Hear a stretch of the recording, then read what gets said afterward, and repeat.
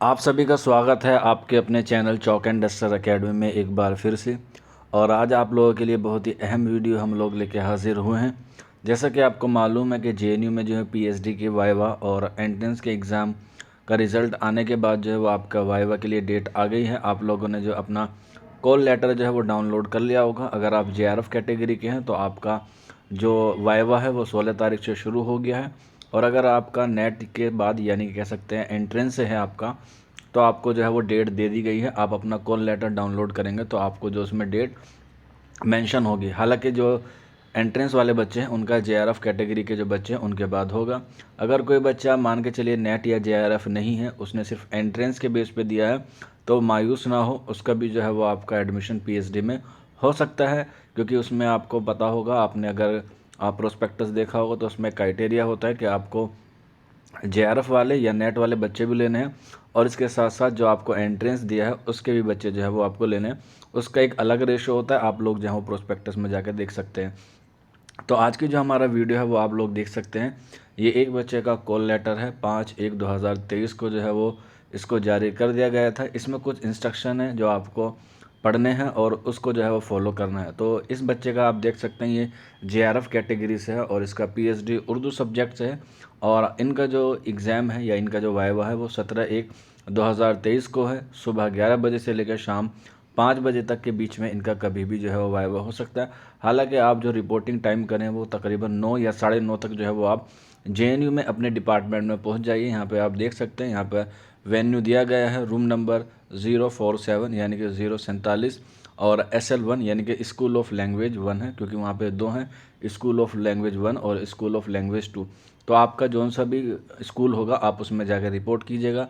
जो नंबर दिया गया है वहाँ पर आपको जो है वो प्रेजेंट होना है। इसमें आपको कुछ हिदायतें दी गई हैं, यानी कि कुछ इंस्ट्रक्शन दिए गए हैं जो आपको जो है वो फुलफ़िल करना है। क्योंकि अगर आपने ये फुलफ़िल नहीं किया तो आपको वाइवा के लिए क्या माना जाएगा, डिसक्वालीफाइंग कर दिया जाएगा। तो यहाँ पे आप देख सकते हैं पहले जो लाइन लिखी गई है उसका मतलब ये है कि आप जो इसको वाइवा के लिए जा रहे हैं तो आप जो है वो जेआरएफ क्वालिफाइंग हो, ये आपका जो है वो सबसे पहले प्राथमिकता होनी चाहिए। अगर आपने किसी तरह कोई गलत इन्फॉर्मेशन या कोई गलत चीज़ अपलोड कर दी है तो आपको जो है वो डिसक्वालीफाई माना जाएगा। इसके अलावा आप नीचे तो दूसरी पॉइंट देख सकते हैं, प्लीज़ नोट दैट कैंडिडेट। इसमें लिखा है कि अगर आपके पास जेआरएफ नहीं है और आप किसी स्कूल में पढ़ाते हैं या आप किसी लेक्चर के तौर पे हैं तो आपको भी तब भी इस क्वालिफाई में या कह सकते हैं इस चीज़ में आपको जो है वो एलिजिबल नहीं माना जाएगा। क्योंकि काफ़ी सारे बच्चे नेट से जो है वो फॉर्म भर देते हैं। हालांकि नेट अलग होता है और जेआरएफ अलग होता है। क्योंकि आपको पता होगा कि यूनिवर्सिटीज़ में अगर आप लेक्चर बनना चाहते हैं तो उसकी मिनिमम क्वालिफिकेशन नेट होती है। लेकिन काफ़ी सारे बच्चे जेआरएफ और नेट को एक ही मानते हैं, तो वो जेआरएफ कैटेगरी में नेट को भर देते हैं, इसलिए वो भी क्या होंगे, एलिजिबल नहीं माने जाएंगे।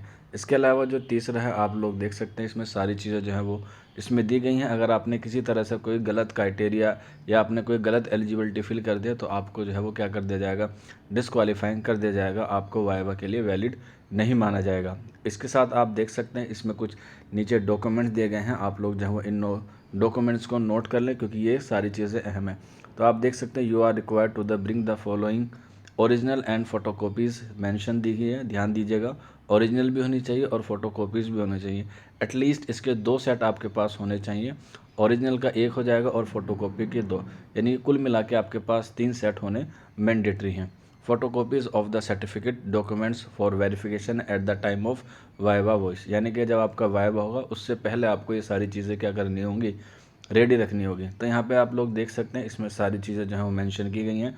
आपका 10वीं से लेकर आपका जेआरएफ तक का जितने भी डॉक्यूमेंट्स है, जितने भी सनद है, जितनी भी मार्कशीट है, सारी ओरिजिनल हो। ओरिजिनल अलग फोल्डर में रखिएगा और फोटोकॉपी जो है वो आपको अलग में रखनी है। अब आप छोटे बच्चे तो है नहीं, पीएचडी में हैं, तो आप लोग समझदार भी होंगे। अब आप कुछ बच्चे पूछते हैं कि सर सेल्फ अटेस्ट चाहिए या नहीं चाहिए, तो इसमें कहीं भी मेंशन नहीं किया गया है कि आपको सेल्फ अटेस्ट ले जाना है या नहीं लेके जाना है। कोशिश कीजिएगा कि जो आप 2 सेट ले जा रहे हैं उसमें आप एक सेल्फ अटेस्ट कर लीजिएगा और एक आप ऐसे ही ले लीजिएगा। अगर उनको ज़रूरत होगी तो वो आपसे सेल्फ अटेस्ट ले लेंगे, अदरवाइज़ आप दूसरा सेट जो है उनको दे सकते हैं। यहाँ पे एक बात और दी गई है, नीचे तो दिया दूसरा पॉइंट दिया गया है, वो है testimonial from 2 persons, one of them should be a former teacher of the candidate. इसे आप ऐसे समझ सकते हैं, आपके पास कोई प्रशंसा पत्र होना चाहिए जिसमें से एक जो होना चाहिए वो आपके किसी टीचर का होना चाहिए जो आपको पहले पढ़ा चुका हो। तो आप इसे कह सकते हैं एक तरीके से बोनाफाइड, या आप अगर अदर स्टेट के हैं तो इसे सीसी बोलते हैं। सीसी का मतलब होता है करेक्टर सर्टिफिकेट। तो आप ये 2 चीज़ें जो हैं वो लेके जा सकते हैं।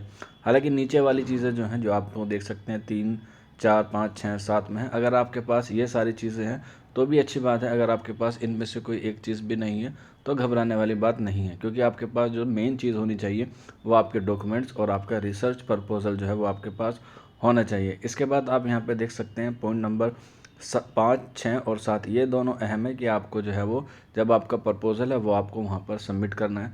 अब इसकी आपको कितनी फ़ोटो कॉपीज़ लेके जानी है ये इसमें मेंशन नहीं है, तो फिर भी मैं आपको रिकमेंडेशन करूँगा कि आप जो है वो तकरीबन 4 से 5 फ़ोटो कॉपीज़ लेके जाइए, क्योंकि जितना बड़ा पैनल होता है सबके पास आपकी एक एक फ़ोटो कॉपी जानी होती है।